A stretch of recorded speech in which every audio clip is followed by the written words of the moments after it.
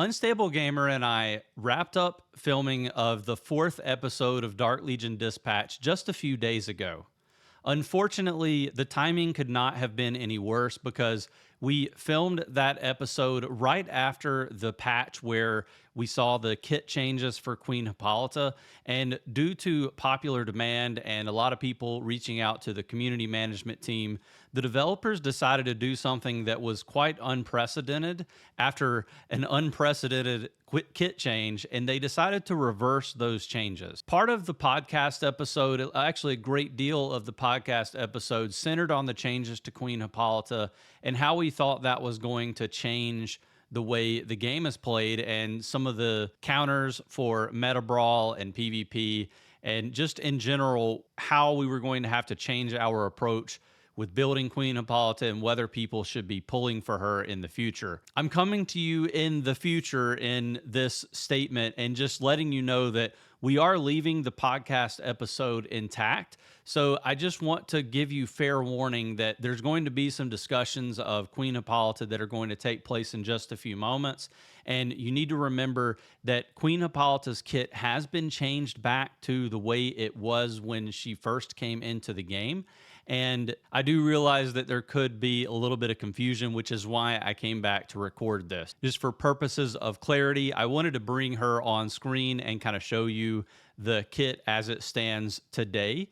And you can see that her ultimate, Athena's shield, is still going to provide the shield to the rest of the team. That was one of the things that was removed with the original changes that they had made. You can see that her third basic skill is still going to be allowing her to gain energy. So between this skill and the legacy piece, that's how you're going to be able to get to an instant ult if you're able to invest a decent amount into her stars. That was one of the other big things that they changed.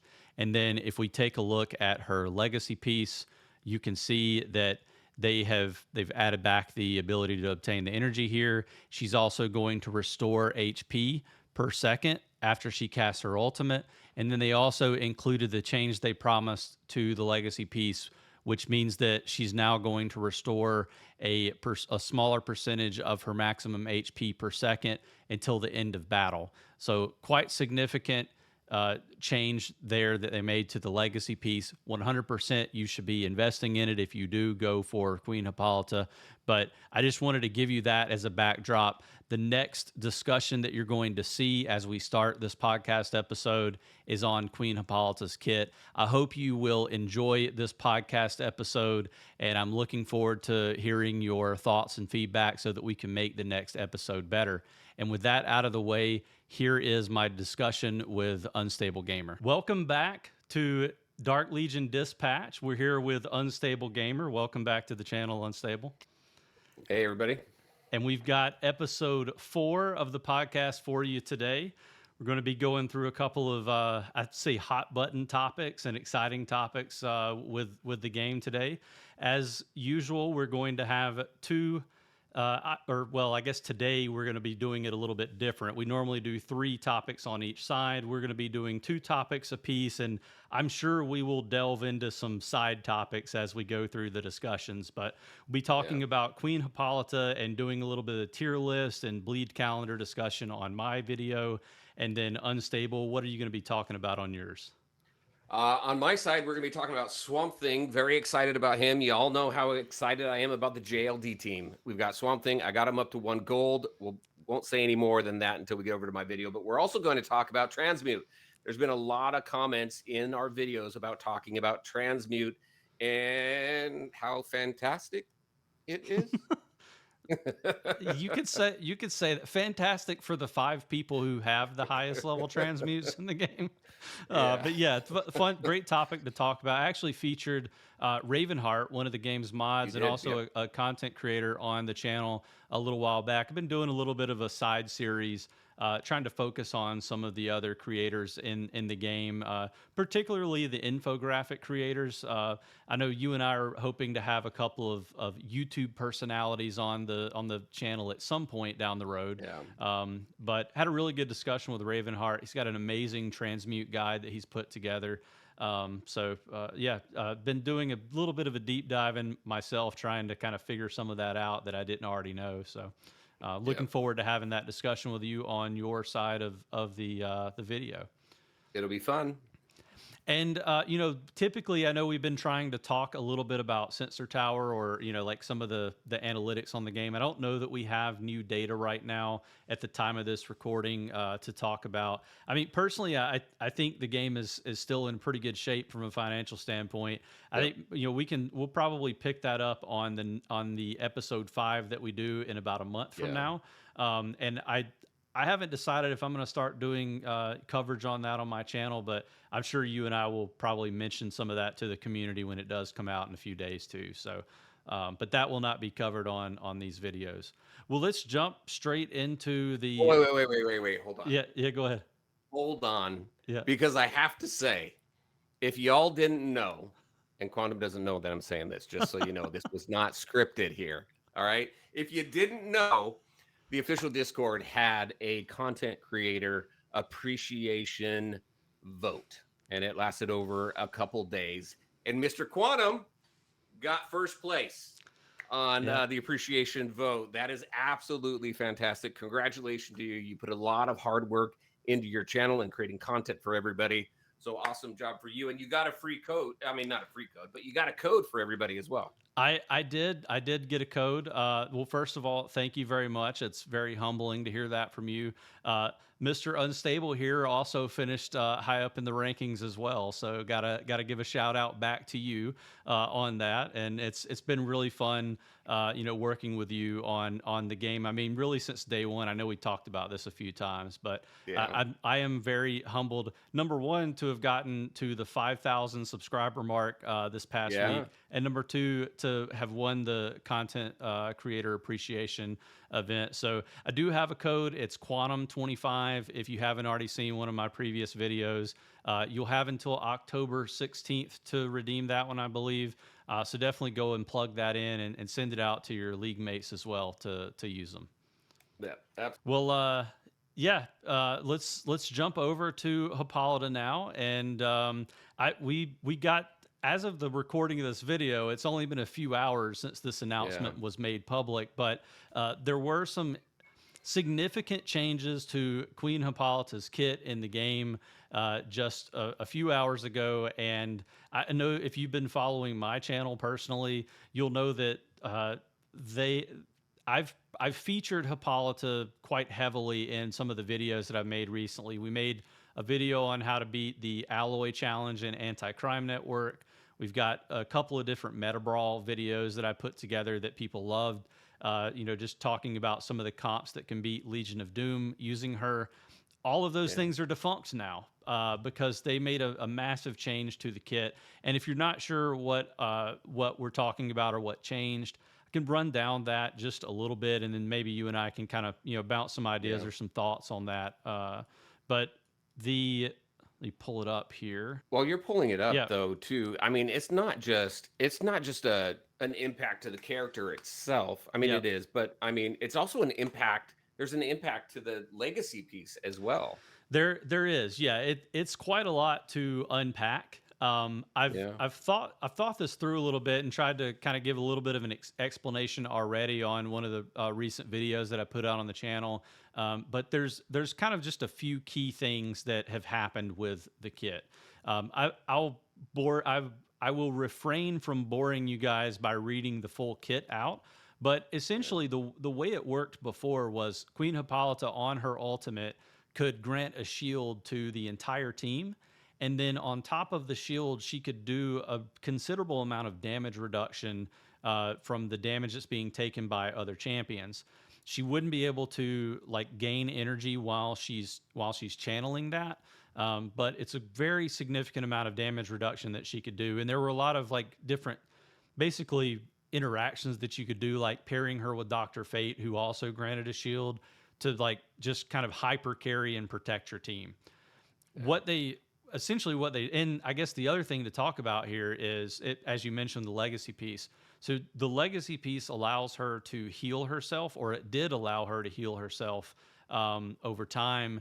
And then between one of her skills and the legacy piece, if you got her to high stars like red stars, you would be able to instantly ult. So those are kind of the main elements of her kit that are important to talk about. The way they changed it was they took away all the energy generation that you could do between her kit and the legacy piece, and they just her new ultimate, no matter what star level you have her at, she just instant ults at the beginning of the match. So it's like Yeah. that's like an incredibly free to play friendly thing that they've done. Like, I heard a few people talking about it. Obviously, there are people like me who wailed on the character that are kind of a little bit upset, but I think Yeah. a majority of people are going to be super excited about that change and the fact that they'll actually be able to use her at lower star levels. But in exchange for that piece, what they did was they removed the ability to grant a shield to the rest of the team, and then they removed the heal from her legacy piece. So she's going to be doing a lot more damage mitigation. It's kind of like a shield, but it's just like basically if any of the team members get hit while the ultimate's being channeled, she's just going to peel that damage away from them, if that makes sense. Yeah. So Yeah. pretty complicated changes, but at the end of the day, like I kind of just boiled it down to instead of giving shields to everybody else, she shields herself and then she peels the damage off. So Yeah. Yeah, and I'm getting ready to do my tier list, and I'm like I was set at a specific tier for her, and I think drops her down a tier for me. yeah, I tend to agree, and we can get into that when we talk a little bit more about Yeah. the tier list in just a few minutes. But I definitely think it's going to impact her usability. I just put out a bleed strategy guide, an updated bleed strategy guide a few days ago, Yeah. and she was one of the characters that I recommended, similar to Doctor Fate or Cyborg, that you can use on any roster because you don't really need them to be at high stars to use them. Right. Obviously, she requires some investment, but I think the idea was just that she can be plug and play in any team that you build, and Yeah. so like that kind of changes a little bit. So I definitely think her PvP viability has diminished a little bit, and probably enough to take her down to A plus tier. But I'm still kind of toying with that a little bit. So Right. um, Gotcha. Yeah, I've only got her to blue stars, so I didn't invest too heavily in her. Only because I was never really fully excited about her. I think we talked about this last time. But she was the more I used her, I got her up to full blue, and yeah, I was finding more success with her. And but yeah, after this change, she's not as successful as she used to be. yeah. But as far as her the viability within the free to play and the low spender space, though, I guess the question is, if you're in end game, I don't think anybody in end game is even effective anymore unless you're into the purples and gold. I would What do agree you with think? that. I mean, I think there's been this kind of sea level that is rising Yeah. as the game progresses, and it's definitely it used to be, oh well, just get some of these key characters to 5 white stars so that they're usable and you have all Yeah. their kit unlocked, and then it was like, all right, well, you really need them at blue stars if you want to like get some Yep. potential out of them, and now it's like you can't afford to pull every single champion, every single bleed. You have to Yeah. pick two or three in the first 6 months, like in the first 10 bleeds that show up, and go heavy on those and try to get them to purple stars. So, yeah, Yeah. I think she's going to be usable at 0 stars because she can instant ult, but Right. you're going to need a significant investment. I would say still probably purple one. The interesting thing about Queen Hippolyta for me is her like break point, as a lot of people call it. It was the at 5 stars, so like 5 blue, five Yeah. purple, 5 yellow, because that specific third skill would grant you the additional energy. Yeah. With that energy generation being taken off of there and just included in the ultimate for free, it the breakpoint really goes back to being probably getting the ultimate unlocked or at a higher Right. level, so like 1 star. Yeah. So I think like one purple is probably good for most players for her, and it's like Hmm. realistically, if you're going for the Amazons team, the assumption is obviously she's not the win condition. Right. I don't know. Yeah. I'm curious if like lower spend accounts could get usability out of her at the blue star level.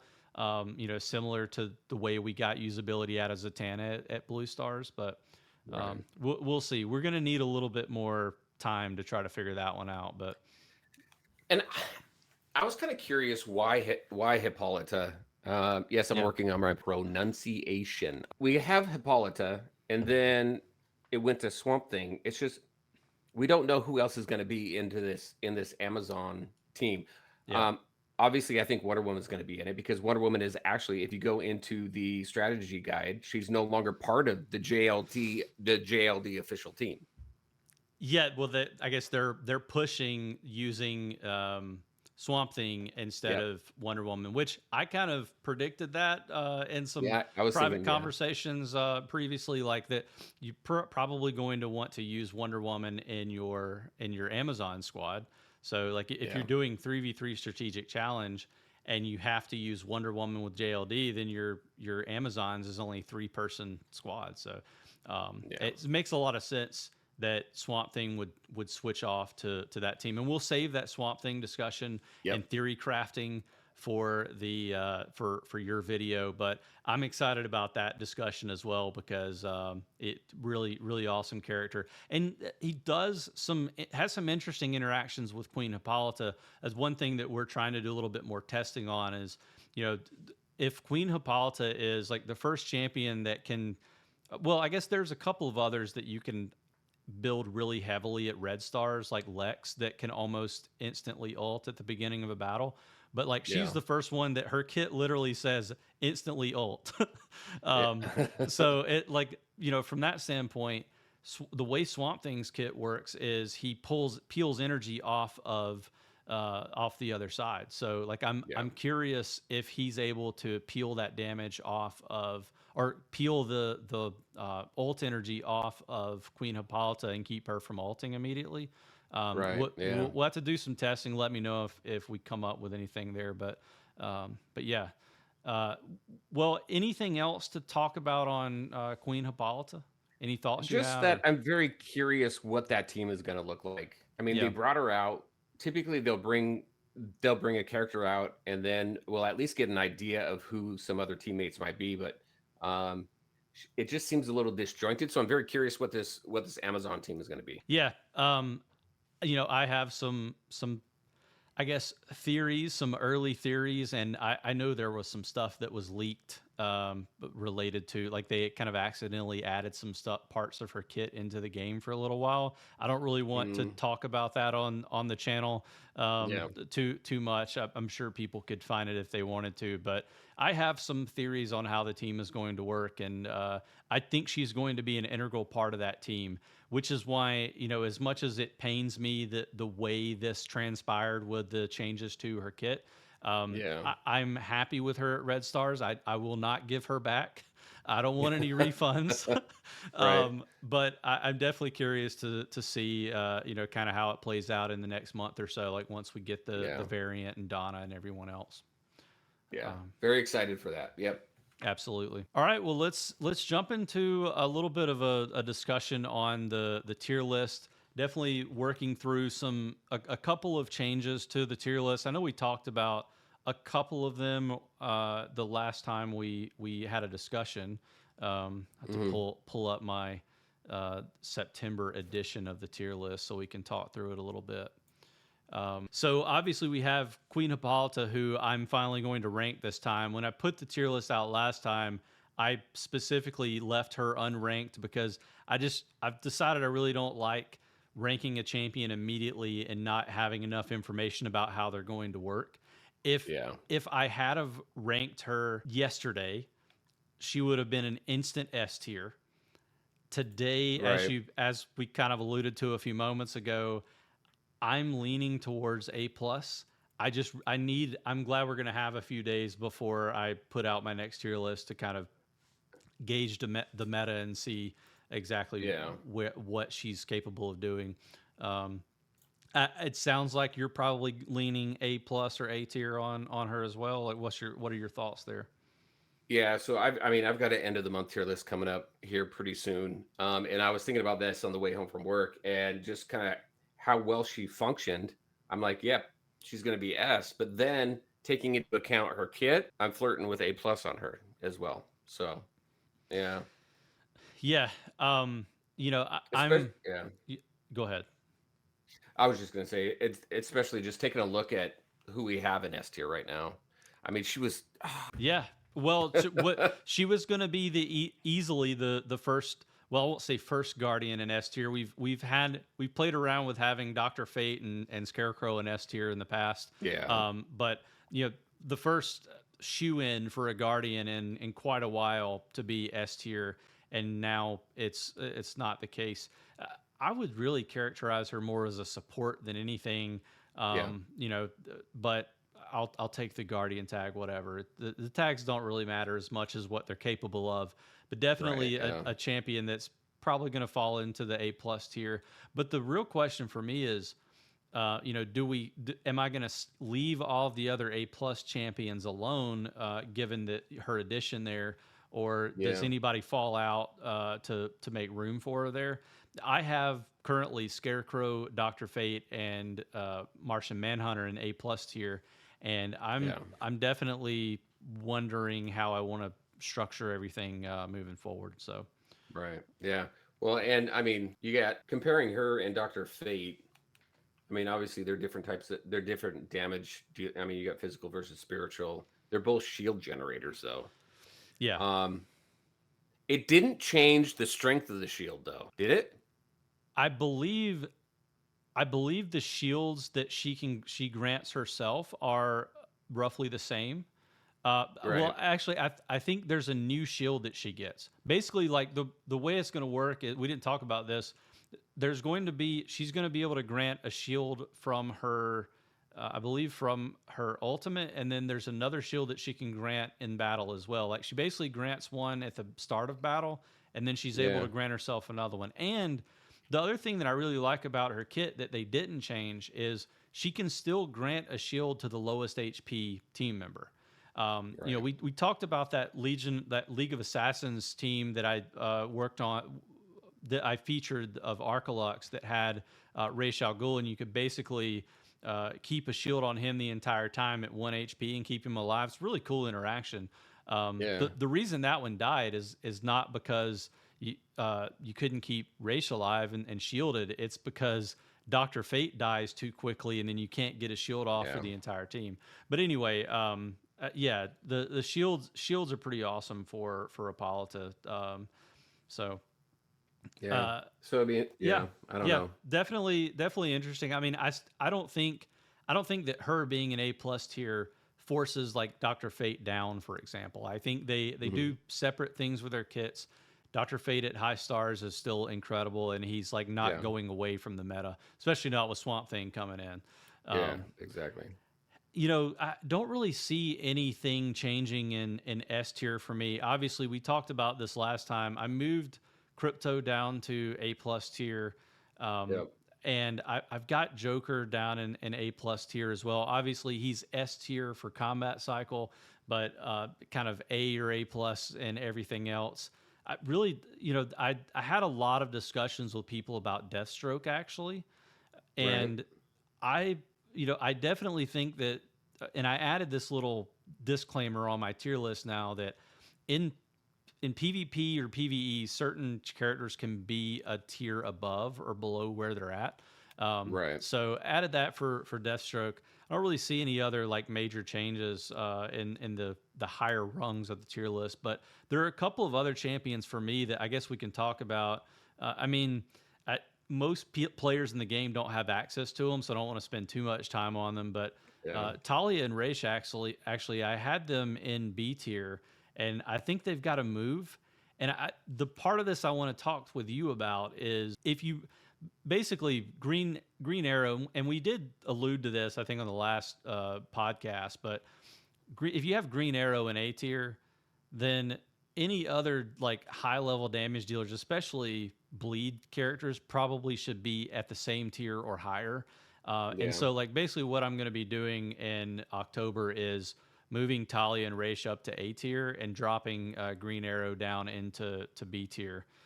Basically, we talked about, the legendary characters are just kind of moving down over time, Yep.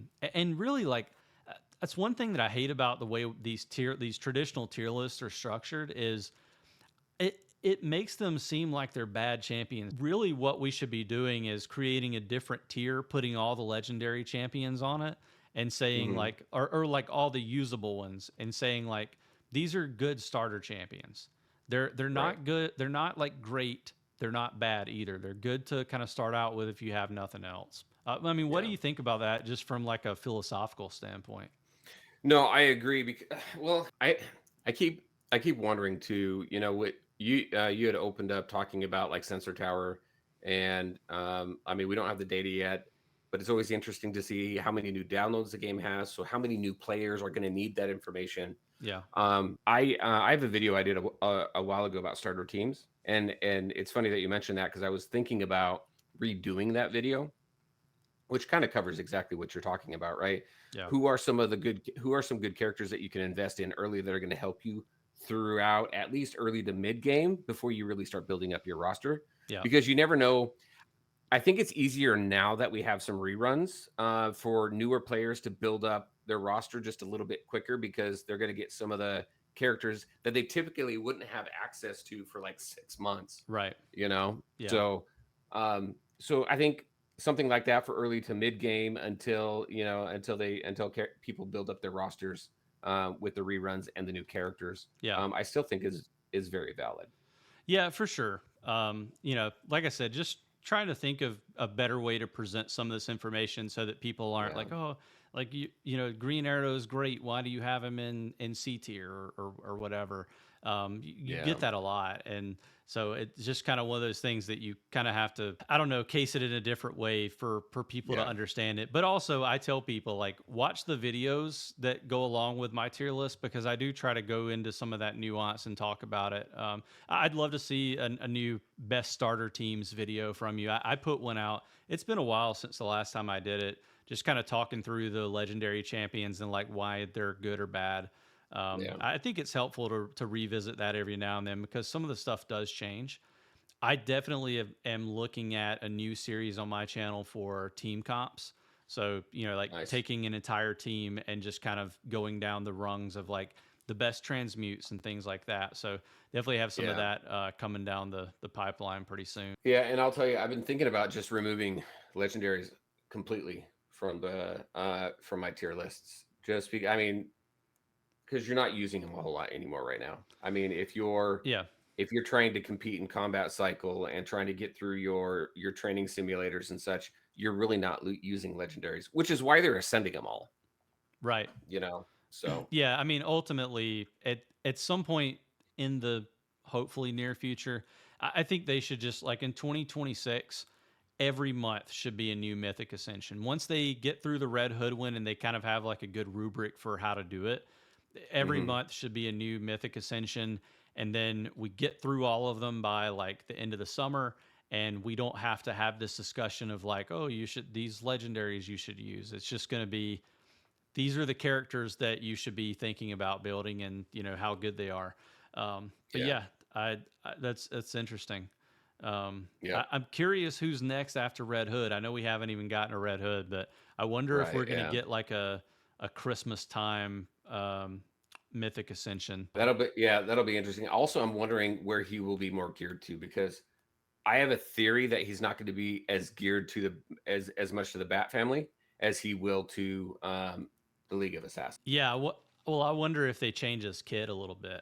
Yep. We Yep. saw some kit changes for Wonder Woman that were positive changes. I think they did make her kit better, and they made her more accessible or usable for non-spenders and light spenders.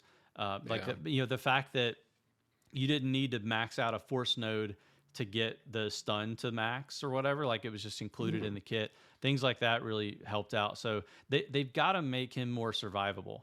They Yeah. need to have like some sort of a mechanic where what I would like to see is he goes to the center of the screen, does the massive ult, and he's vulnerable for like a split second, maybe you could do a decent amount of damage, and then he like jumps back to the back line. If they Yeah. would do something like that where he could like, jump to the back line and like, I don't know, um, like not go invisible, but like, I'm trying to think of the term for like in basically you could reset your aggro. Um, Right. like if he could do something like that, it would make his kid a lot better, and he would definitely Yeah. be out of S or out of C tier if if we could do that. Yeah, and I would think that, and I'm not a coder, I don't know, but I would think that would be easy enough to maybe code that in there, Yeah, versus a lot of stuff they've already added to the game. So I mean, I'm sure the devs, yeah. Well, it's I an easy mean, thing to you do. you got Deathstroke and Nightwing jump all over the map already. Yep. Talia and like all the assassin class champions are able to kind of like jump around and do different things. So I Yeah. don't know. They've got to figure out a way to protect him and keep him alive, because otherwise he functions equivalent to Adam, where he just does his ult and kind of dies. Sometimes he'll Yeah. survive, but you know, looking forward to the Mythic Ascension and seeing whether he Yep. moves up or down in the tier rankings. I guess there's not much room to move down, Not but much. that's really all I had from a tier list perspective. Obviously, I'm not prepared to rank Swamp Thing yet. Maybe if I have an opportunity to play around with this kit some in the next few days, I might think about putting him into this October tier list. As of right now, Yeah. probably going to hold off on that, but we'll cover that over on your side of the video. The last thing I'll say on this topic, I mentioned the bleed calendar. I'm really excited about the reruns. Yeah. I think in terms of trying to like help people build their rosters. To your point about the legendaries, we don't really have to recommend free to play players to like stick to legendaries for an extended period, because once Right. those reruns roll around, as you mentioned, those legendaries basically become obsolete for your account, because Yeah. you're going to be able to get some of these mythic and limited mythic champions up Yep. to much higher star levels. The one probably like downside right now is you can save the anvils for the bleed champions, but it's still kind of difficult, even with the mythic selector shards and everything. It is really difficult to build the 10 shard mythic still. So Right. I'm they're slowly solving some of the bottlenecks for the bleed champions with the reruns, but they've got to Hmm. figure out some more ways for us to free to play grind some of the regular mythics as well. So I'm curious what they do for that. Yeah, and I mean, we're seeing them add more selector packs as rewards and things like that. I mean, I got a ton through Yeah. the Batman event, the what Batcave Echoes of the Batcave. Yeah. I got a bunch through there, so they just don't have all of them in there, right? I don't Yeah. think they've got every 10 shard mythic in there yet. So I mean, they're building that up, but Yeah. I don't even Close. think I don't even think they're making any more 10 shard mythics, are they? It's all just been 40 shards. It's been mostly bleed mythics recently. I think that we'll probably see some more 10 shard mythics in the future, but I don't know what the split's going to be. Like Yeah, are they prepared to start releasing large batches of 10 shard mythics as well, or is it going to be yeah, mostly bleed champions from here on out? I don't know. I I hope that I've always said, and you've I know been a big proponent of this as well. We need more than just one way to earn champions. yeah. There's got to be they've definitely done a good job for free to play players and new players of giving more ways to earn them. Like Hmm. the Dark Portal is they made it harder to beat, but it coincides with War Room levels now. And as you beat different levels on Dark Portal, you're getting more of those 10 shard mythics unlocked. So Yeah. like they're trying to find ways to introduce them. But yeah, I definitely feel like we need more 10 shard mythics just to give us some optionality on what we want to go for. Right. Yeah. Yeah, we'll see what the plan is there. Well, I think we covered all the big pieces that I wanted to touch for my area of the podcast today. Any closing thoughts on those two topics? No, no, I think I'm good. I'm excited to get into Swamp Thing and transmutes because I know transmutes is a pretty hot button. Yeah, I'm excited about those topics as well. Well, if you haven't already done so, definitely head over to Unstable's channel, and you'll be able to watch part 2 of the podcast. And make sure that you like and subscribe to his channel so that you can get access to all of his content. He's got his own unofficial Discord server. I guess it's the official unstable Discord. Yeah. I just associate like everything with official because of the official DCDL Yeah. Discord. But make sure you join him over on his Discord so you can see some of the other content he's working on. I know that he got some codes as well from the creator appreciation event, so I'm sure you'll be handing those out on some streams and things. So Yep. definitely follow Unstable, and thank you for tuning into this side of the podcast. If you haven't already done so, also subscribe to this channel. You'll get access to all of my DC Dart Legion content, and definitely hope to see you guys on the next section of the podcast. Absolutely. Thank you, Quantum. Thank you all out there. Appreciate you. We'll talk to you next time.